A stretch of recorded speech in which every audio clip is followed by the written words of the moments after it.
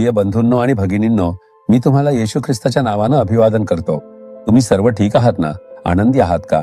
हे सकाळचा वेळ कसा आहे? प्रभू चांगला आहे आणि तो दररोज चांगलं करतो. तो आपली मदत करतो. आजही येशू तुमच्यासोबत आहे. तो तुमच्यासाठी सर्व काही करेल. तुम्ही त्याचा हात धरून आनंदाने चालत राहा, कोणत्याही गोष्टीची भीती न बाळगता. हा दिवस एक खास दिवस म्हणून ओळखला जातो. तुम्हाला माहित आहे का तो कोणता दिवस आहे? आज जागतिक दूरदर्शन दिन आहे. पहा, त्यांनी असा एक दिवसही ठरवलाय, जागतिक दूरदर्शन दिन. दूरदर्शन ही अशी गोष्ट आहे जी संपूर्ण जगभर पसरली आहे. घरी मोठ्या स्क्रीनच्या टीव्हीचा वापर करण्याव्यतिरिक्त आता आपण सर्व काही आपल्या मोबाईल फोनवर किंवा टॅबवरच पाहू शकतो. हे इतकं जग प्रसिद्ध झालं आहे की हे गॅजेट्स न वापरणारा कोणीही असू शकत नाही. प्रभूनी माणसाला दूरदर्शन, मोबाईल फोन, टॅब आणि अशा गोष्टी शोधण्यासाठी शहाणपण का दिलं?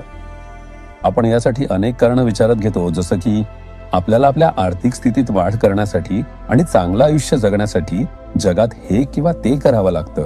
पण तुम्हाला एक अतिशय महत्वाचं कारण माहित आहे का?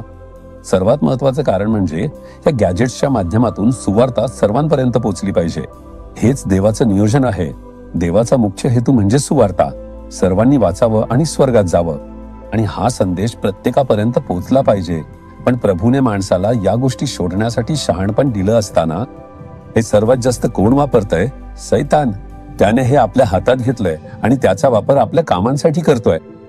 या साधनांद्वारे लोकांना चुकीच्या श्रद्धांमध्ये ओढतो, त्यांना पापाच्या गुलामगिरीत अडकवतो. पण आपण देवाची मुले हे सुवार्ता पसरवण्यासाठी वापरलं पाहिजे, कारण देवाचा काय हेतू आहे? येशू मार्क 16:15 मध्ये असं म्हणतो, सर्व जगात जाऊन संपूर्ण सृष्टीला सुवार्तेची घोषणा करा. मग मी संपूर्ण जगात कसा जाऊ शकतो? तुम्हाला असं वाटतं का? तुम्ही जिथे आहात तिथूनच संपूर्ण जगाला सुवार्ता सांगू शकता. म्हणूनच टेलिव्हिजन आहे. आपण आजकाल सोशल मीडियावर पाहत नाही का? एखादी छोटी साक्ष दिली तरी ती संपूर्ण जगभर पोहोचते.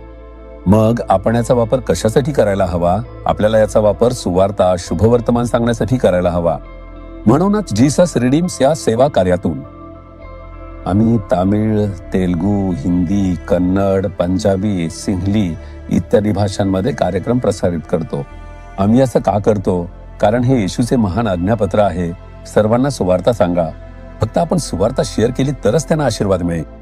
आशीर्वाद मिळाल्यानंतर फक्त एवढंच म्हणणं पुरेसं नाही की येशूने मला वाचवलं, मला आशीर्वाद दिला आणि माझ्यासाठी चमत्कार केले. आपण ही आनंदाची बातमी इतरांसोबत शेअर केली पाहिजे. प्रभू त्यासाठी संधी देतो. तुमच्या हातातील मोबाईल फोन वापरून तुम्ही अनेकांना सुवार्ता सांगू शकता. त्याचा असाच उपयोग करा. जर देवाची मुले सैतान ज्या गोष्टीचा जास्त वापर करतात तीच गोष्ट जास्त प्रमाणात वापरू लागली तर सैतानाची कामे थांबतील.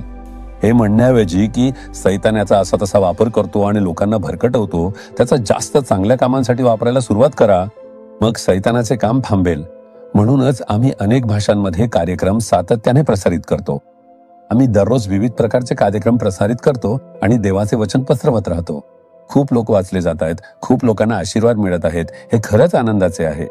तुम्ही ही सुवार्ता सांगण्याचे व्रत घ्या. जर तुम्ही ते थेट करू शकत नसाल तर आमच्यासारख्या टेलिव्हिजन सेवेत काम करणाऱ्यांसोबत तुम्ही सहभागी होऊ शकता. त्यांना मदत करा, त्यांना हात द्या आणि त्यांच्यासाठी प्रार्थना करा.